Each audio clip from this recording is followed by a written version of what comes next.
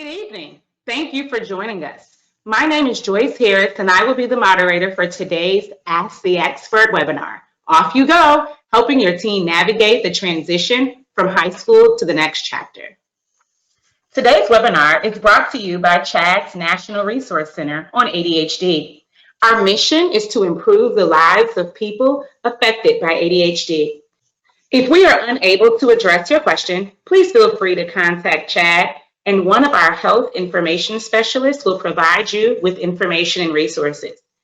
Hi, I'm Dr. Sharon Saline, and I'm very excited to be here this evening with all of you, talking about how we can help your teens and yourself navigate the transition from high school to the next chapter. So let's go over what our learning objectives are for this evening.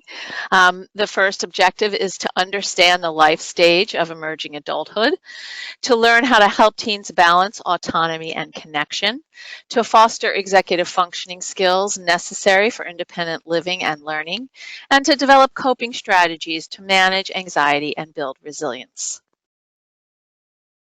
So a lot of kids are doing things like they're staying home. Some of them might be leaving home. Some of them might be doing an internship. There might be no plan, needs more time to mature, recover from high school, etc. And there's also the concerns about COVID safety. I'm hoping that your kids are following a lot of the COVID precautions, but given that they're kids with ADHD, they may not. So this is a time of high anxiety for all of us. There are huge adjustments for us with the disruptions in all areas of our lives. People are living with more anxiety than they're accustomed to. There's a range of emotions from sadness to disappointment, to anger, relief, and worry. There's difficulty managing big feelings, and we know that with ADHD brains, typically it's often hard to manage big feelings, and that has to do with the link between working memory and emotional control. And a lot of kids with ADHD struggle with working memory, and they struggle with emotional control. There's increased reactivity. Kids are unhappy with the restraints that have been put on their behavior due to the pandemic. There are some traumatic situations for kids because of losses and parental stress. And it's extra tough for kids in terms of social, academic, and following their interests. They may lack confidence about their abilities. It may be difficult for them to shift from one set of expectations and ways of living to another, and to make changes. And it's easy for kids and adults right now to feel overwhelmed. It's particularly normal at this life stage to be experiencing insecurity, fear, and concerns about the present and the future. And because it's a time of crisis, typical markers of well-being may well be absent, and previous coping skills may not currently apply or may be harder to access. So I'm going to be speaking today from my particular point of view, which is about an integrative collaborative approach to living with and parenting teens with ADHD. And it relies on working with your kids for solutions to common problems to increase their buy-in and cooperation. We're going to start from the connection that you share with your child, the positive aspects of your connection, and the belief that everybody dislikes the trouble spots. Our goal is connected independence. This is my 5 C's, as you see them up on the screen, come from a foundation of strength-based thinking, using incentives and routines instead of punishment, and because I said so thinking.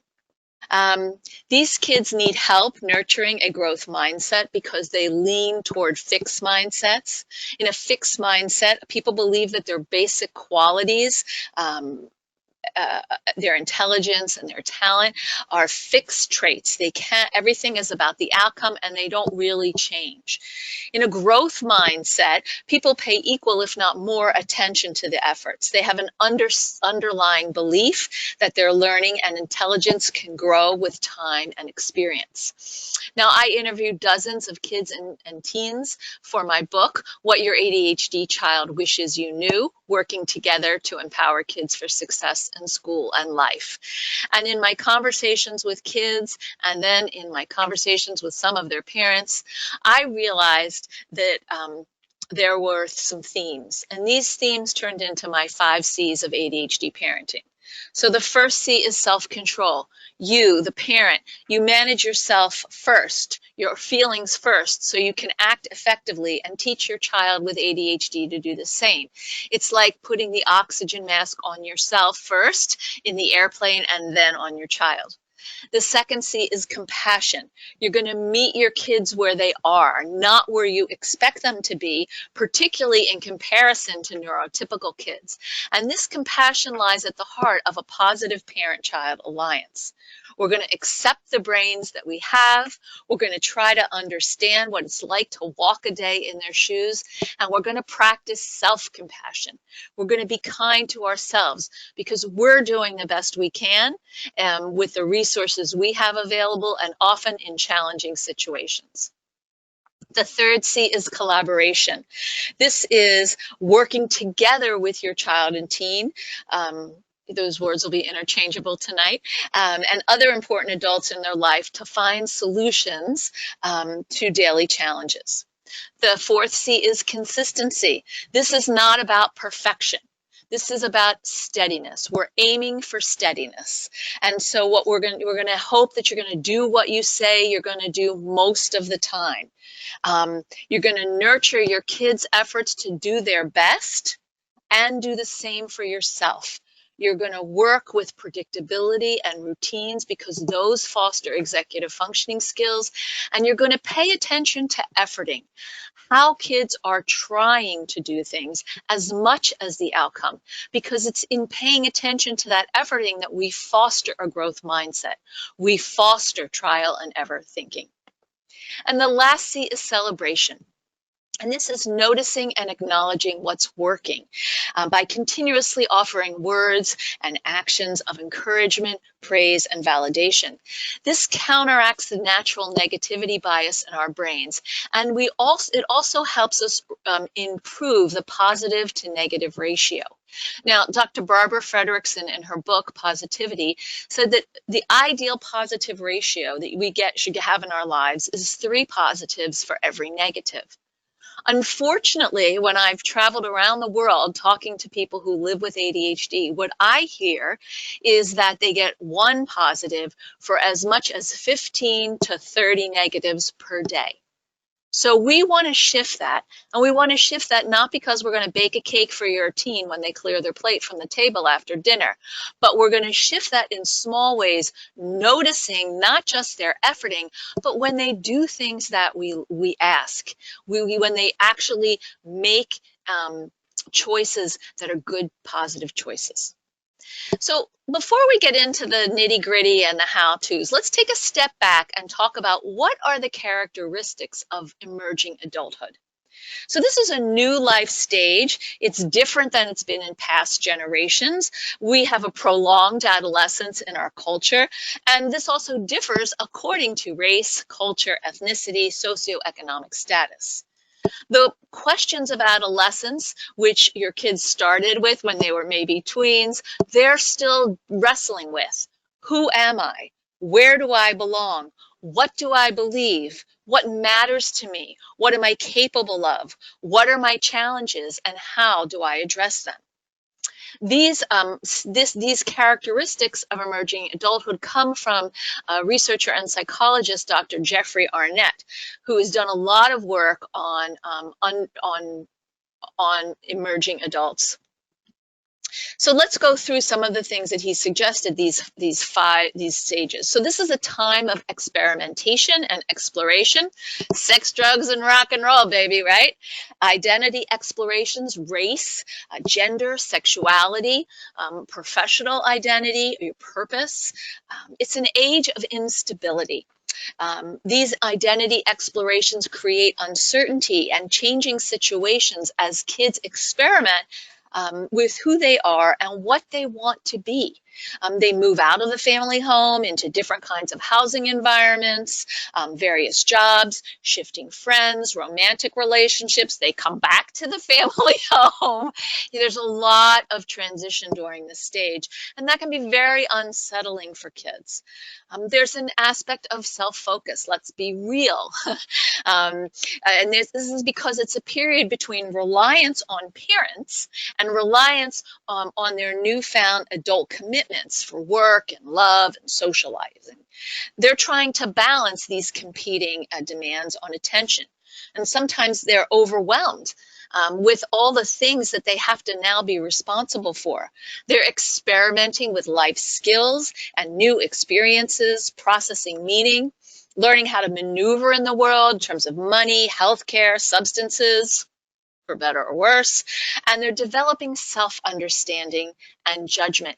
And I'd like to remind you that the last executive functioning skill to develop, which you'll see very shortly, is self-evaluation. It's also called metacognition. It's how we understand ourselves in the world. It's our judgment, our decision-making.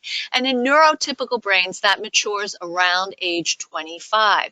And in ADHD brains, there's a lag in the maturation of executive functioning skills. So we want to add 3 years. It's up to a 3-year lag. And finally, there's this in-between feeling for young adults, emerging adults, because they're in between adolescence and adulthood, and they have one foot in both worlds. It can be very confusing and frustrating and invigorating at the same time. And kids are really dealing with the effects of racism, sexism, ableism, and poverty on their own in ways they never did before. So a positive transition to adulthood will depend on these tasks. And these tasks reflect and rely on executive functioning skills.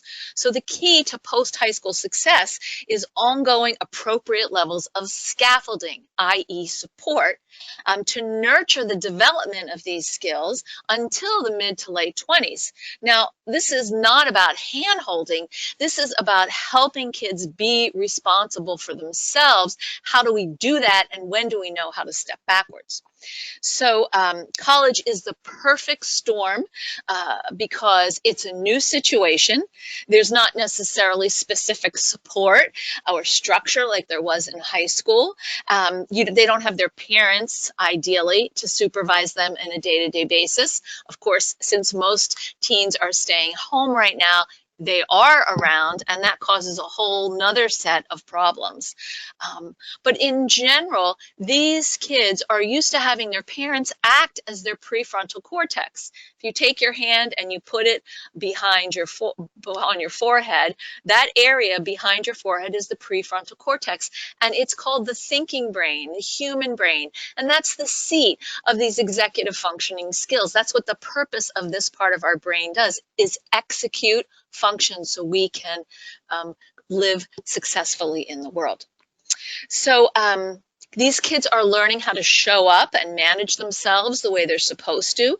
They're assessing situations for their safety and fun factor. And they're learning how to gauge their words and actions accordingly.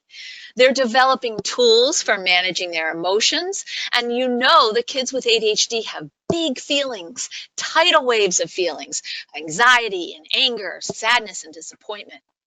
And they're building an awareness of their personal social needs for interaction and alone time, how to balance that, when to read, when to, go into your room and listen to music and de-stress, and when to, go out and meet with friends with their masks on. So they're learning how to manage their medications.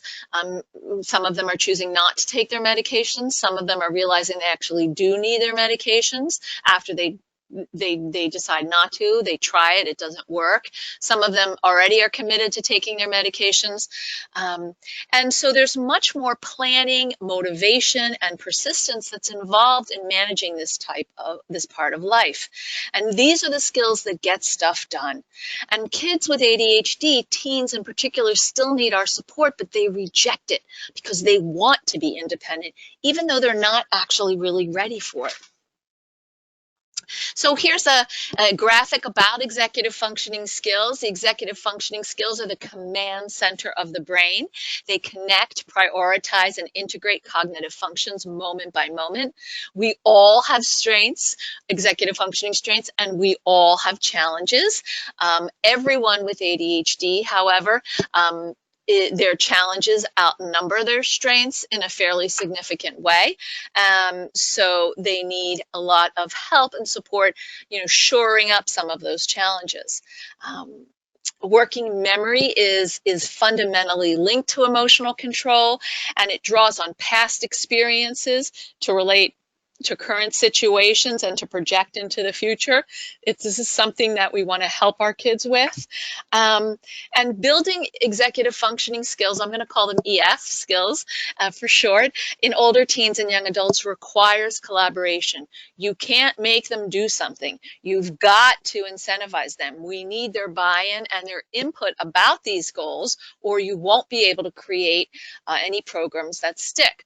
Regardless of what your teen is doing this fall, you have to start by working together on identifying their personal goals and brainstorming plans for success.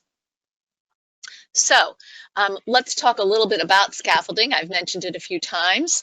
It's really important. So scaffolding isn't about making excuses. It's about facilitating learning and making adjustments for the weaknesses that come with having executive functioning challenges with ADHD. So these executive functioning skills have to be taught directly. Medication can help facilitate the availability to learn those skills and kind of metabolize those skills. But, a pill doesn't teach a skill. You must learn those skills directly. And so we want to focus on doing more of what works and 1 or 2 areas of improvement, because let's face it, I don't know about you, but I can only change one thing at a time. My husband's like, stop interrupting me, don't leave your purse on the counter, and clean your lunch dishes before dinner. I'm like, which one do you want? Like, I can't do all those changes. And of course he's like, don't interrupt me, which is the hardest one. So we don't want to overwhelm kids with the things that we want them to do. We ourselves want to model adapting and flexibility, particularly in this difficult time. And here's the thing, your teens are going to push back. Ignore it as much as you can. Put on that Teflon suit of armor and keep your sense of humor. Teens are fundamentally interested in the process of problem solving, but when they're frustrated, they make it a question about power. You are not going to win any conversations about power, so don't engage. They're trying to negotiate for power because they're trying to form their identity as separate, independent people. That's not the point. The point is about how can you learn the skills, how can you manage yourself, how can you ease into living your own life.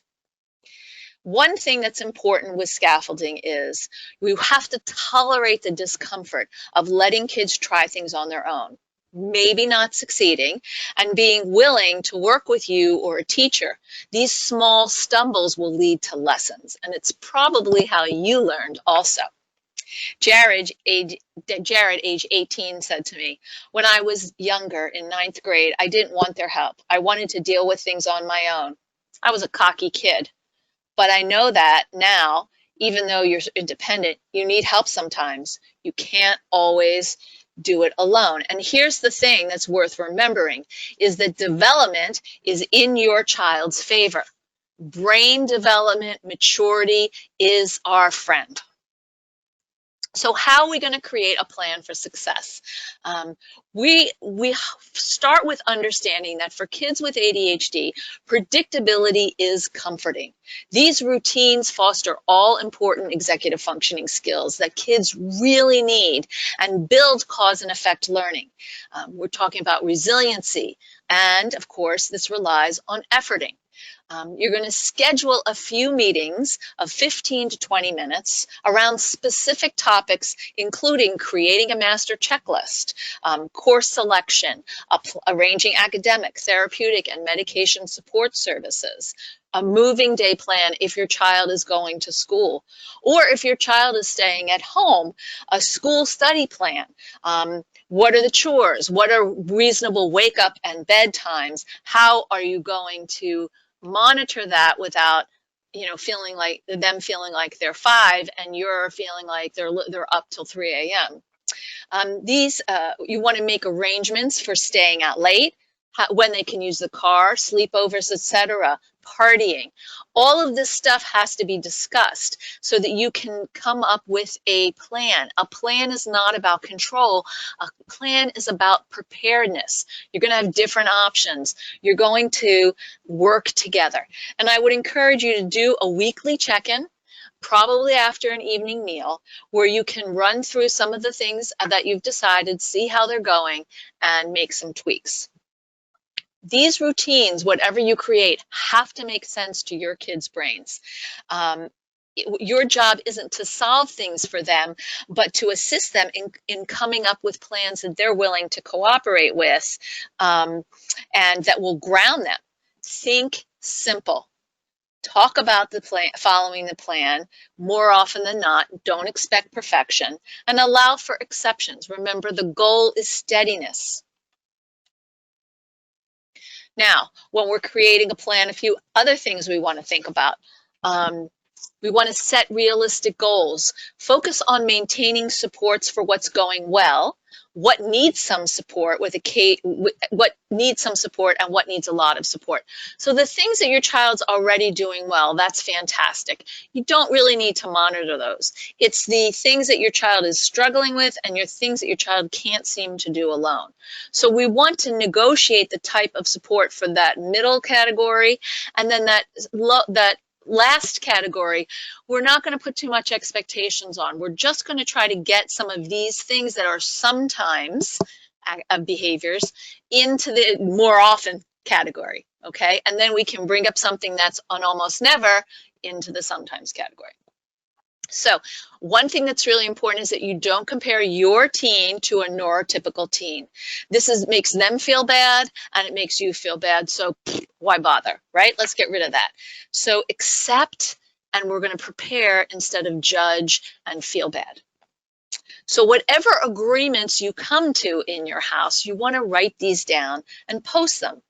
Create an online Google Calendar for school with classes, breaks, exercise, social times, free time. Think like a camp counselor. You wake up, activity period 1, snack, activity period 2, lunch, maybe some exercise, maybe some studying. You want to come up with a daily routine with your kids. It's very important, particularly because being home all the time, they've lost the structure that they're used to when they went to school, and there would be different periods that would move them along through the day.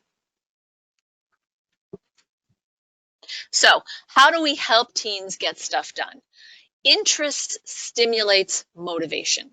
And there are 2 types of motivation: extrinsic, which refers to an outside request or reward or responsibility. If you don't return your permission form for driver's ed by Monday, you can't start the class on Saturday. There's an outside motivator.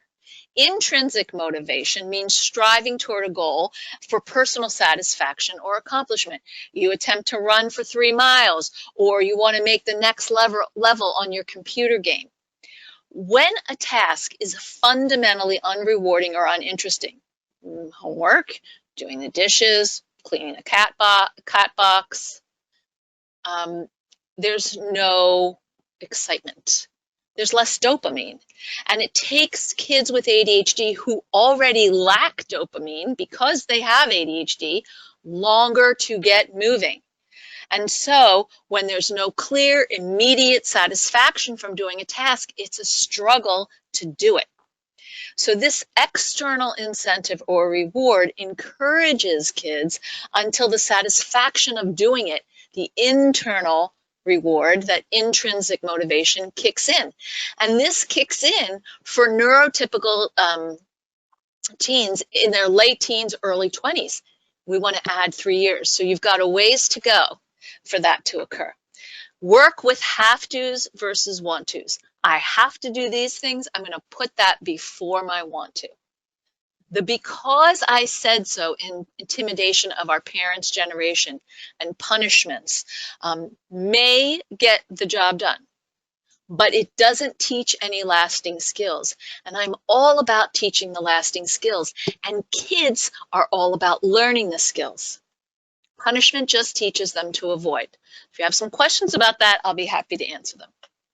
So motivation is composed of initiation, getting started on something, often without direction and excessive reminding. You're motivated to begin a task.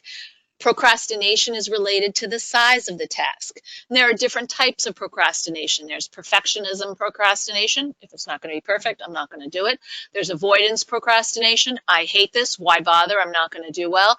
And there's productive procrastination. I'm going to do other things instead of the thing that I actually have to do, because I'll be doing something, I'll feel good about it, but I won't be getting that thing done. So we want to help kids not just break down their tasks into small, doable chunks, but to think about the order in which they're doing them. You know, they may find that their creative writing class is easy for them. They love it.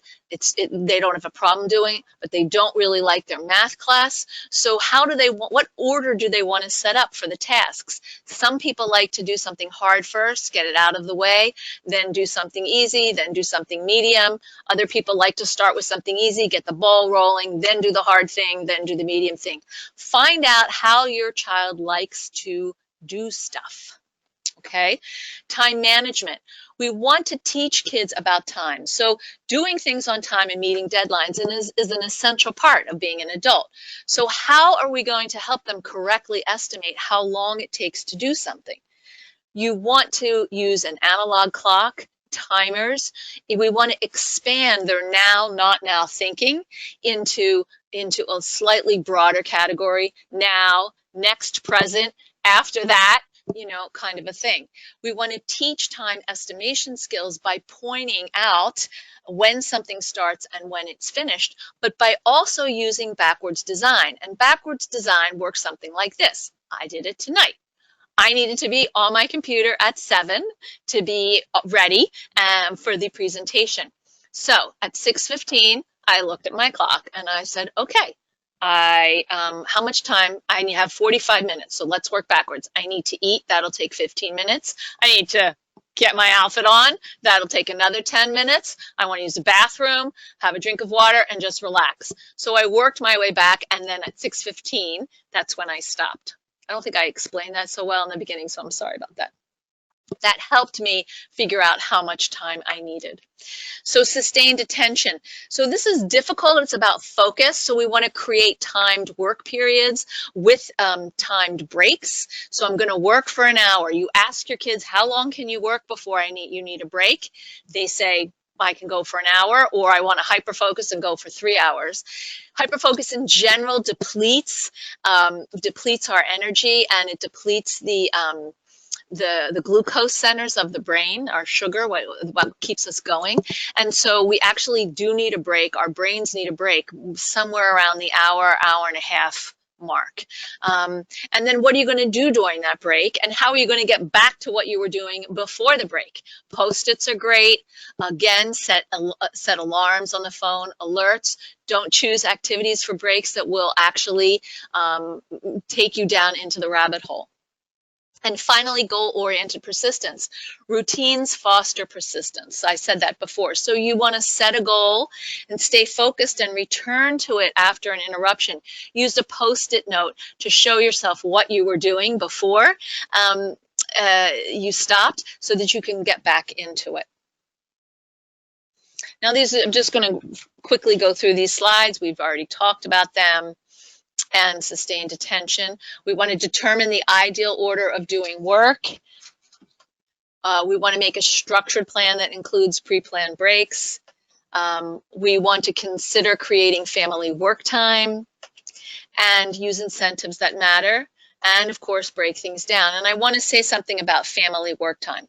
So what family work time is when everybody's working in the same general vicinity.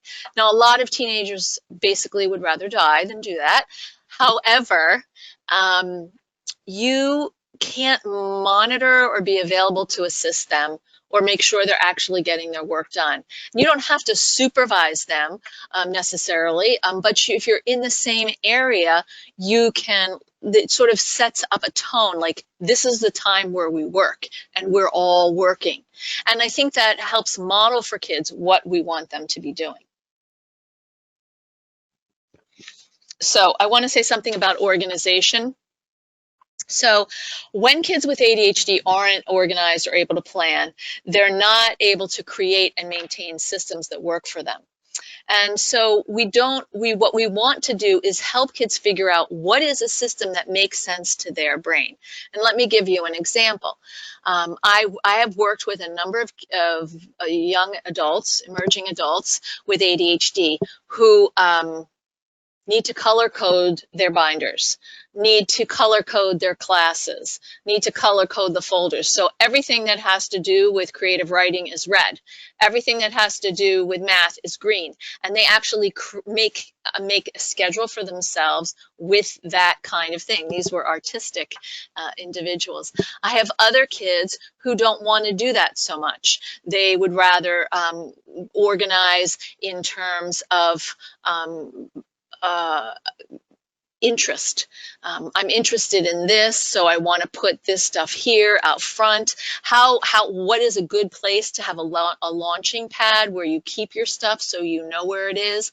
How do you want to organize your clothes? Some kids like to leave their clothes out in big piles and they tell you they can see them, but they're smelly and gross. So what I would encourage you to do is think outside of the box. One of my clients removed all the books from her bookshelf and put her clothes on her bookshelf because she could see them, and she found that she was pulling them out of her drawers because she couldn't see them.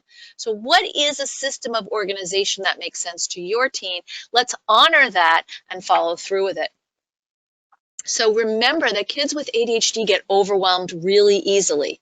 And for getting things done and planning, there's really no way around making lists. And a lot of kids will say, ugh, I hate making lists. Or what a lot of teens do is they do a brain dump. They get everything down on a piece of paper, and then they can't prioritize what's most important, when to do what, how much time. This is where you could come in with some assistance. Or if they are going to school, that there might be an executive functioning coach or counselor at the learning support services that they could meet with each week to help them.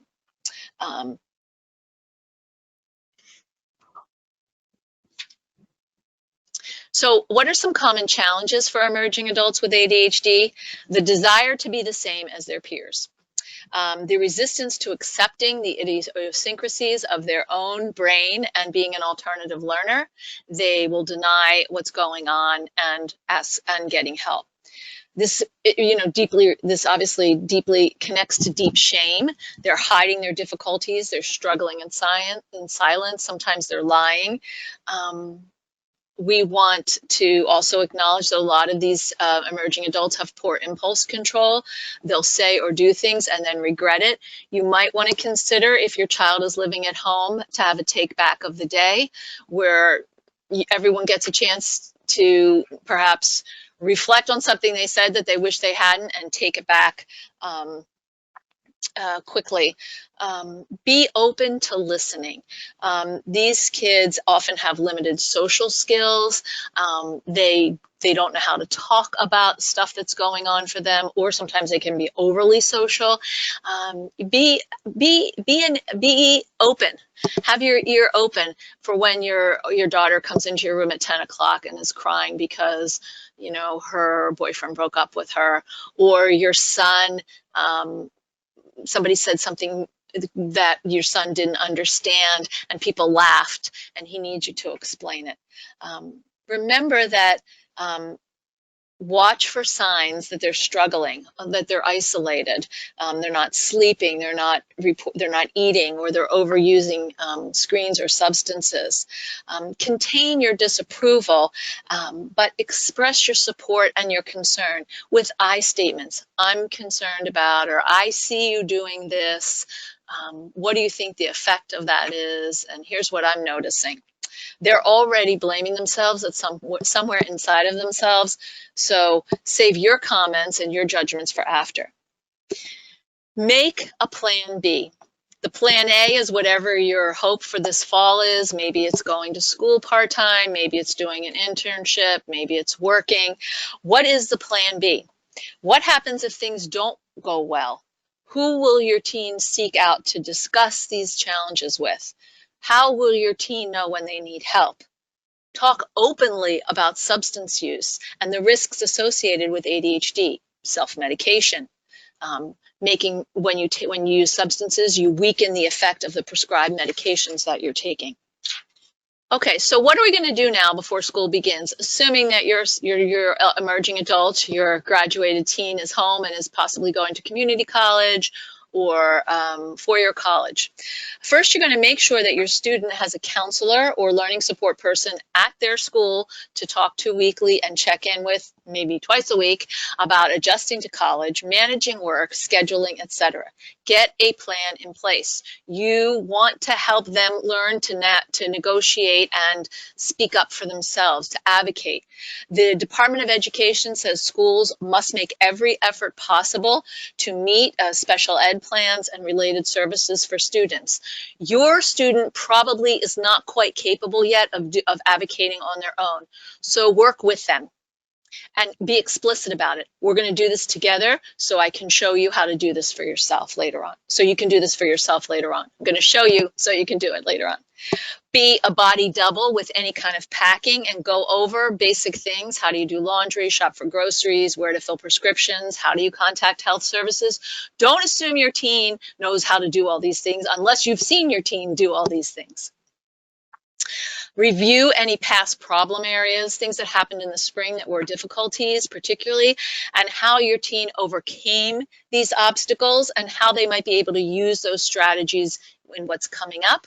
Name these supports, perhaps consider writing them down because kids believe them. Anxiety creates amnesia for resiliency and resources. Talk about medication. If your child takes medication, talk about how it's a tool to level the playing field, not to give an unfair advantage. It's like glasses for the brain. Discuss how to get medication, keep them safe, and not share them with other people. Go over COVID safety issues explicitly again.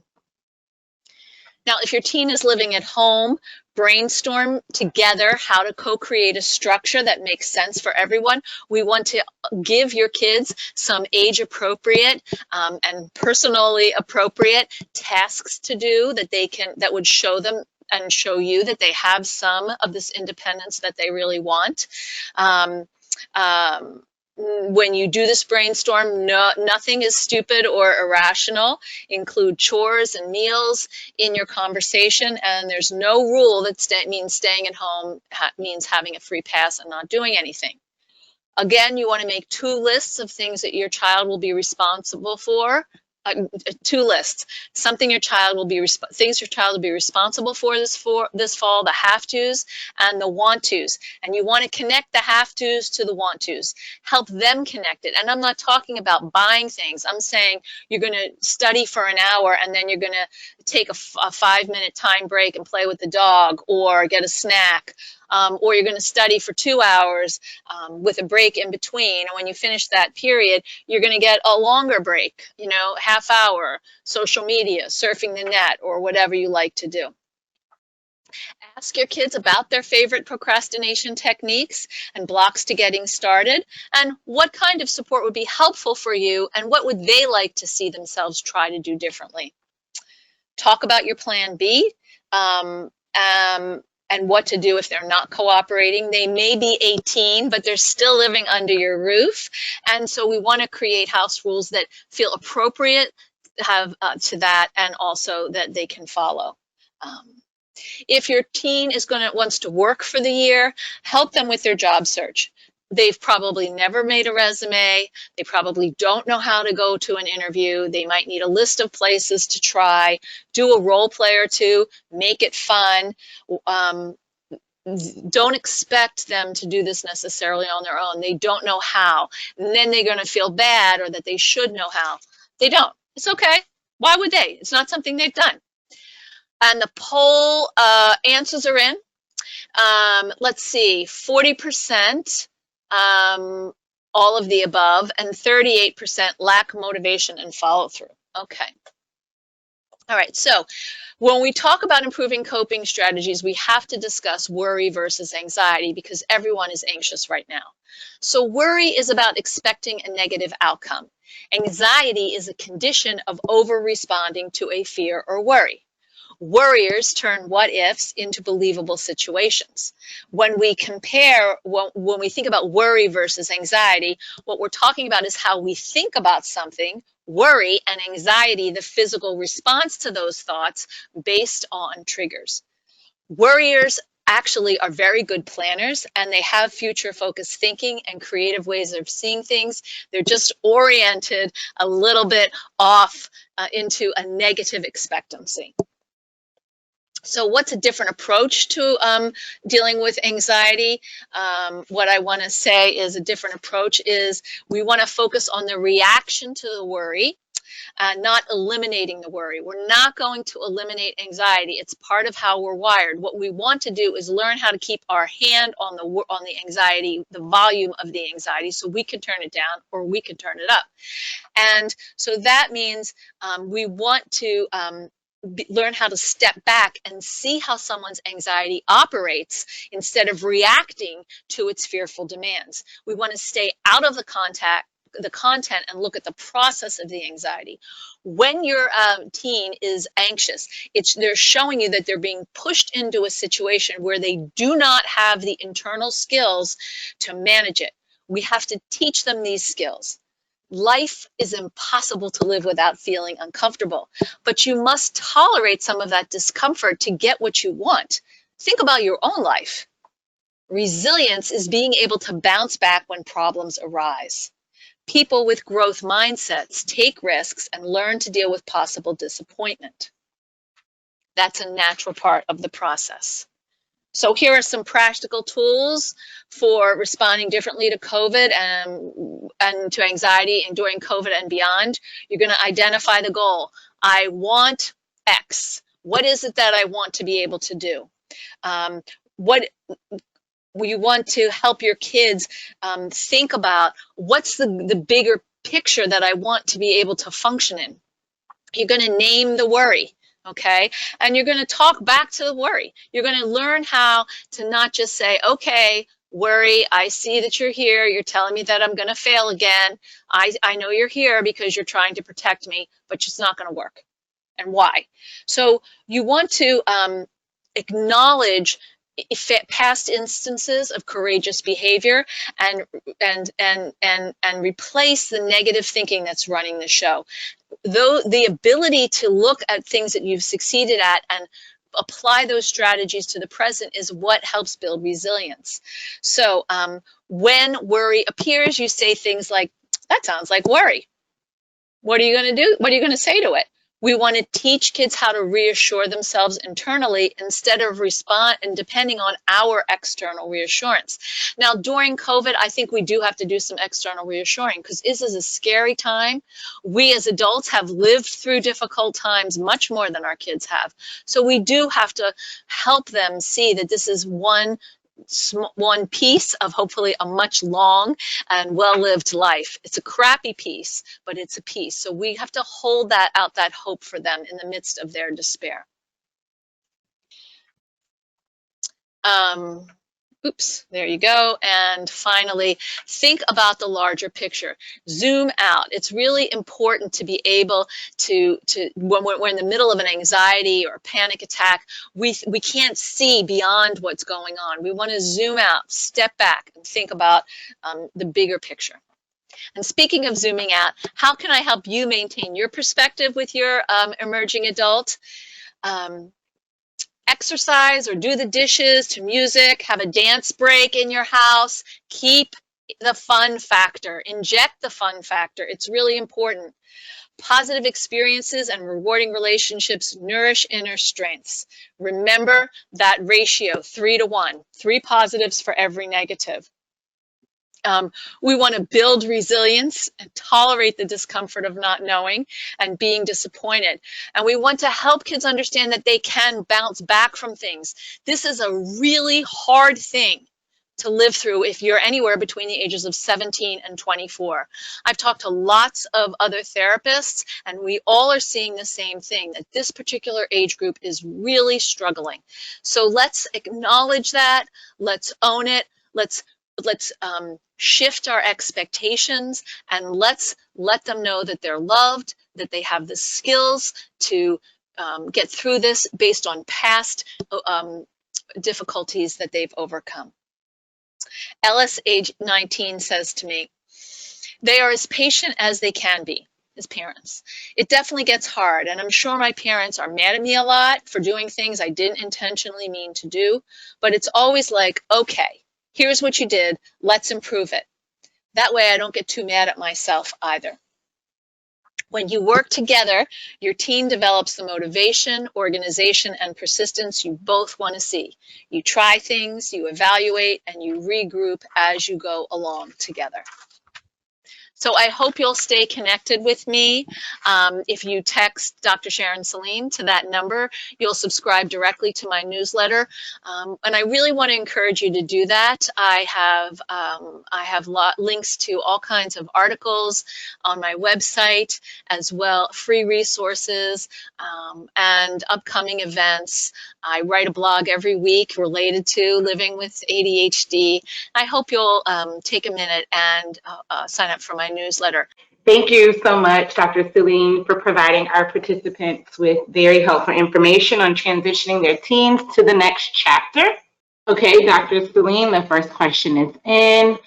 A mom asks, I understand that ADHD thrives in structure. However, my child is so over curfews and checking in with us. Do you have any tips for a child like that? Well, you know, when you live with other people, there has to be a certain level of mutual respect and consideration. And so I think it's reasonable to set up some kind of touching base plan. And I don't know what that would look like, but I would ask your child what their ideas are, because as the thing is, when kids are off at school or living in their own apartments, you don't know, right? You know, I know, hear no evil, see no evil, speak no evil. Like, you don't know what time they're coming home or going to bed or whatever. But when they're in your house, they've lost that privacy and you've lost that freedom not to worry. So what I would encourage you to do is say, look, let's figure out a way that we can meet in some kind of compromise. And you know the old saying, a compromise is when nobody's happy. That's what you want to aim for. So something that might be a little less than what you're hoping for, but more than what they're hoping for. Because they are living at home. They are not completely, divorced from you, and it's just not considered. I mean, if you live with other people, you're concerned about them. So that's where I would start. I wouldn't start from control. I would just start from like basic, hey, this is just like a basic way that housemates interact with each other, which you're more than housemates, of course, but that ability, like I just need to know, like, if you're not going to stay out, just text me out by midnight. I mean, if you're not going to come home, text me out by midnight. And so if you are, you don't have to text me, or something simple that they can do, because it is very stressful. I mean, I have a college-age daughter who's been living at home, and, I'll wake up in the morning and she's not in her room, and I'm like, okay, hope she's safe. It's very unnerving, even though I've asked her. And then I'll check my phone and she texts and she said, not coming home. I'm like, okay. It's hard. It's really hard. We have two questions that are more related to being on college campus. I'll ask them together to help you, with the landscape. but I will ask the second one again if you need me to when it comes time to answer. Okay, thank you, Joyce. You're welcome. The first question asks, what specific examples can a college counselor or life coach offer to an ADHD student? Hmm. And then another mom asked specifically about the University 504 counselor, stating that the school has a strict policy so that it prohibits parents' involvement in the college experience. And so she wants some support or some tips to reaching out, because at this point in time, reaching out to the student disability services, she doesn't have that option as a parent.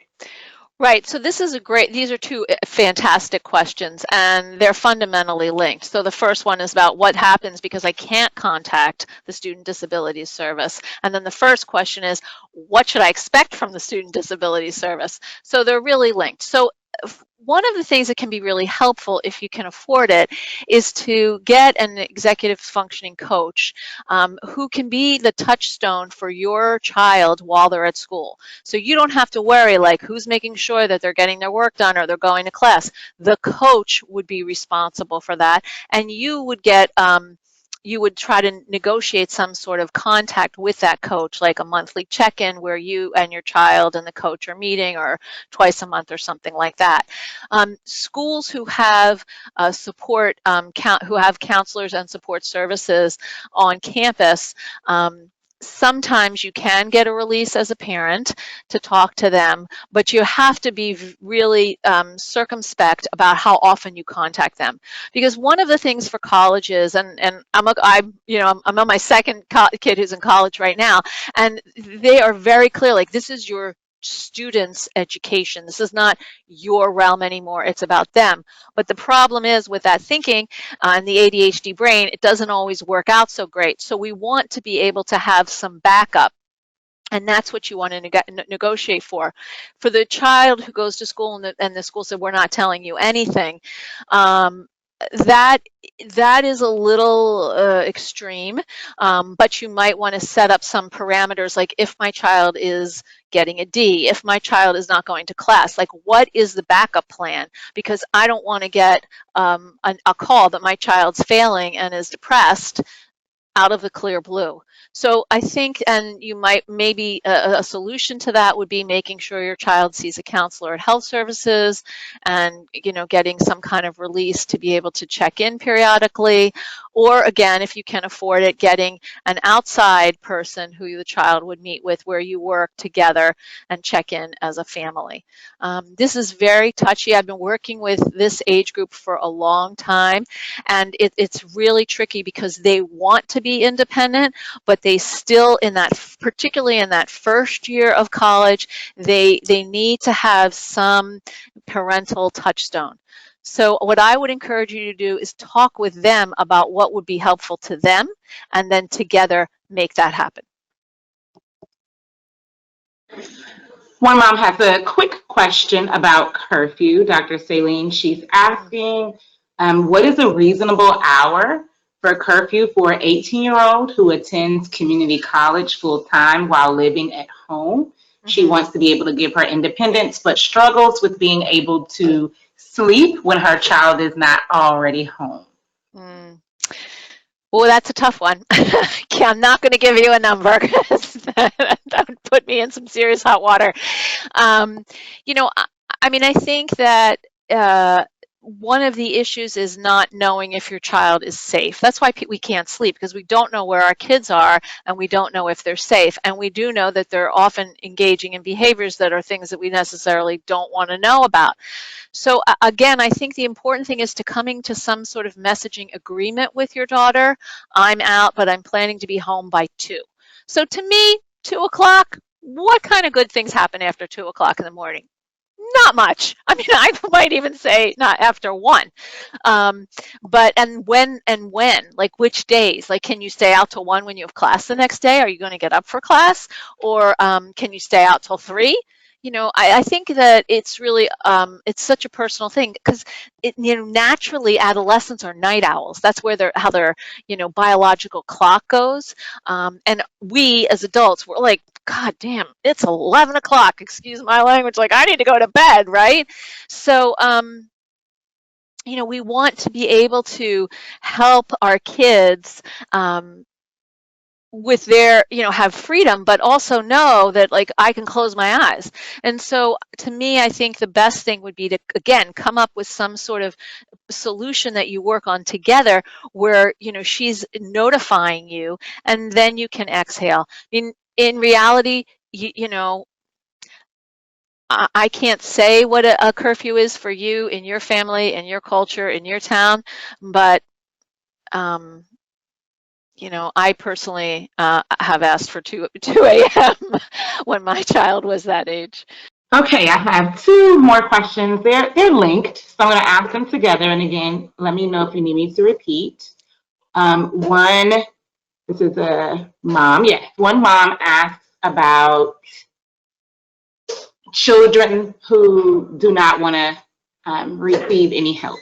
Mm-hmm. Yep. So we have two scenarios here. I want you to be able to speak to them both. Okay. The first is a daughter who just refuses any help or any assistance of any kind, and that Mm-hmm. parent would like suggestions on how to even begin.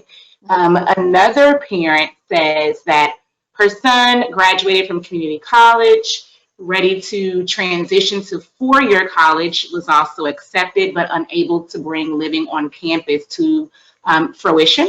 And so they want to be able to help him, with getting a job, helping him get established with his education, but he just refuses to accept help. Okay. So one of the challenges for this particular population, this emerging adult with ADHD, is that they've been living at home, and so they've been able to manage school because you, the parents, have managed life. Now they're going off to college. They need to manage life and they need to manage school. And this is where things break down for a lot of emerging adults. And it's not because they're not capable. They're not smart or they're not capable. It's just they don't have experience balancing and juggling those two huge things. And so for a lot of kids who are emerging adults, it's better to live at home and still have parts of life taken care of, like food and groceries and stuff like that, and manage school. It's just a little bit too much. Or sometimes they just want to leave and live life, and then they do that for a few years, and then they slowly go back to school on their own when they've matured a bit more. So when I hear about kids who are unwilling to receive any help, what I hear is about shame. And shame is so pervasive among people who live with ADHD. I haven't met one person who doesn't have some shame about living with ADHD in some way, who doesn't compare themselves negatively to someone else, who doesn't sort of imagine the judgments of other people towards themselves. I call it the outside, the double judge. It's like you're judging what you think someone is judging you for, which is crazy. So for kids who don't want help, what we need to start with is compassion. And we have to ask them, we have to come from compassion with understanding that they have some fierce pride. They want to try to do something on their own. And the more that you help them, the more that affirms their inadequacy. So what might be useful is to sit down with them and make some lists. What is it that you have to do in your life? What things come easily to you and what come harder? And if the things that come harder, is there of those things, could we pick one that we could figure out a way that I could assist a little bit and you could do most of it? It's normal. You want to normalize that emerging adults, young adults with ADHD take longer to kind of root in the process of independence and often need some support on some things because their executive functioning skills can get overwhelmed so easily. Um, and I think the thing is the more that you can come from a place of neutral, observing, and compassion, the more that your child will be willing to open up. So And I would ask them directly, what about having me assist you with X feels so bad? Good luck. I have one parent who would like your opinion on should kids with ADHD go to college? Not necessarily yes or no, but in the light of is it just too much considering college versus trade school? I think that's a really great question, and it's such a personal one. I know plenty of kids with ADHD who've gone to college and done really well.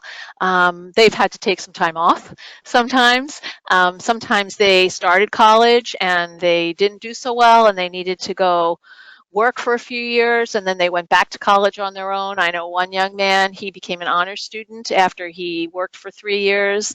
He needed more time. He wasn't doing well at school. He also came out as a gay man, and so that took up a lot of energy and development. I think trade schools can be great if your child is interested in that. The value of trade school is you're learning a skill and you're not necessarily focused on academics. But there are plenty of kids with ADHD who are very good at academics, and so we don't want to deny them that option. If you're not sure if academics are the right thing, then community college is a great bridge for your child.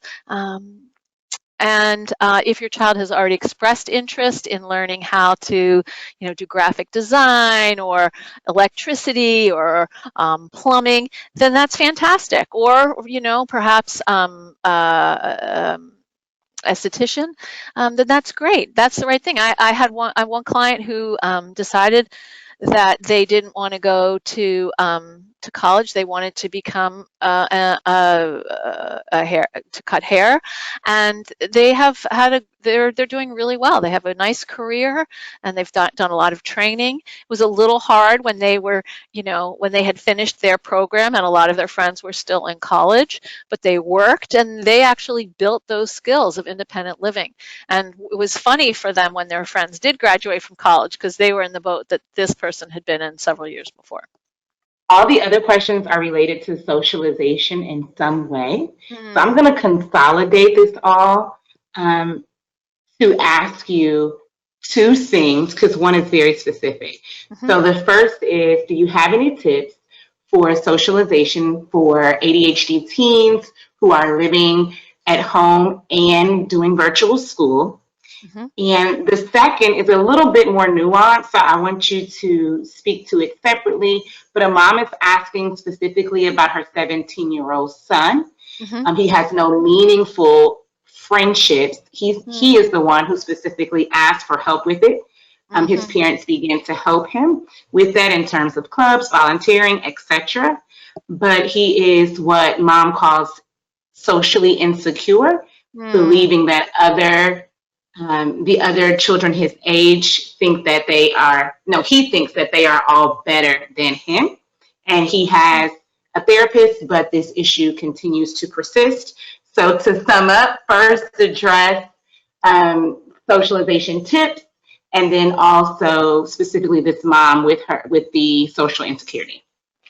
Okay, so let's start with socialization tips. So one of the things that happens a lot for kids with ADHD is that because of their working memory challenges or their processing speed challenges, in the midst of gatherings with other kids, information can fly by them very quickly that they cannot grasp. They just don't get it. It just there's too much stimulation. There's facial expressions. There's comments, there's tone of voice, all those things that are so nuanced in how we interact.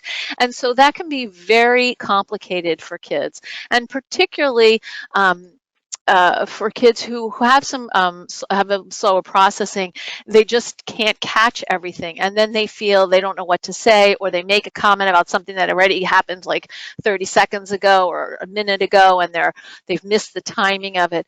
And so one of the things that we want to help these kids with is having a few go-to phrases. So for example, if they're asked a question and they don't know the answer, they can say, oh, that's a really good question. Let me think about it. I'm not sure.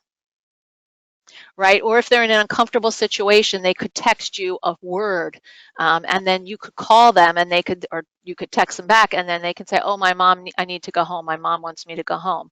So we need to have some pre-planned outs for kids, and we also need to them to have some comebacks. Like if someone says something that's unkind to them, how do they want to be able to deal with that? And this would be practicing as well as just having a few things in your back pocket that you can pull out in a tough situation. The thing that helps with socializing is socializing. And so for the second question, the mom whose kid wants to get along better with other kids or have friends but isn't feel confident at, it's wonderful that he asked for you to help him. And one of the best ways for kids to meet other kids is through sharing an interest or activity. And that's super hard right now because of COVID, and so a lot of it is online. And one of the challenges of being online is people can multitask while they're talking to you. They may not actually be giving you their full attention. It's much harder to take an emotional weather report behind a screen. And so are there ways to have what I call a joint family gathering, or where someone comes over, you sit outside, maybe you order pizza, if you have a porch or a balcony, and you kind of are around helping them figure it out themselves. That's really important for kids because it's that in the moment interaction that can really build social skills. I think one of the challenges for kids with ADHD is I see sort of two types of kids. One are kids that tend to be more socially withdrawn and resort to on-screen, online gaming as a way to sort of connect with friends or be with people, even whether it's girls or boys or trans kids. Another are kids who just really need to be out there a lot, and so they're over socializing and they have trouble kind of setting limits and being quiet and grounding themselves. And so I think it's important when you talk with your kids about their social needs, it's reasonable to ask questions. What, how, where, when? Maybe not so much why, but sort of lay out what the scenario is, how they're going to act in that scenario, and what would be useful, like a useful tool for them that they could rely on if something isn't going well. Because that's one of the things that's really scary about socializing is, what am I going to do if? If you notice that your child is around another child and you happen to be in the vicinity, and you notice that your child has done a good job, after it's all over, on your way to bed or something like that, say, hey, you know what, I really, it was, I thought you were a good host to so and so, or it seemed like you guys did, you were able to talk and be, have fun. That may, what did you think? Ask them to sort of assess how things are going, because that builds that self-awareness that's so important. Okay, I have a dad here who's asking, do you have any good ideas for a gap year? And I also have a mom asking, and these are our last two questions for the evening. So I'm going Okay. to ask them together. I also have a mom asking, do you know if there are any colleges that are specifically tailored for ADHD students? So gap year and tailored ADHD college experiences. Okay, so in terms of gap years, I am not an expert. I know that I have some friends who run a wonderful company called J2 Guides, and they arrange gap year programs, and they're just fantastic. They helped us with some of our kids, and I can't speak highly enough about them, Jason and Jane, J2 Guides. I think there's, stuff on the internet. I can't speak to that because I haven't used it. But, I also think that AmeriCorps is a great option for kids. Some of the cities have city year programs, like Boston had a city year program. So those are all wonderful options. Of course, there are various internships and stuff like that. Then some of the outdoors organizations like Knowles or Outward Bound, they might be doing something. I don't know. And in terms of schools that are, ADHD friendly, I am not a college counselor, so I can't really make specific recommendations, but I believe that there is a book by one of those college books that's for kids with learning disabilities, and that's a great book. And I think the author is Mary Beth Krause with a K. And that book, goes through all colleges that are really helpful for kids who learn differently. Thank you so much, Dr. Saline. This is all the time we have for tonight's webinar. I want to thank you so much for a wonderful presentation, and a thank you to our participants for taking the time to join us today.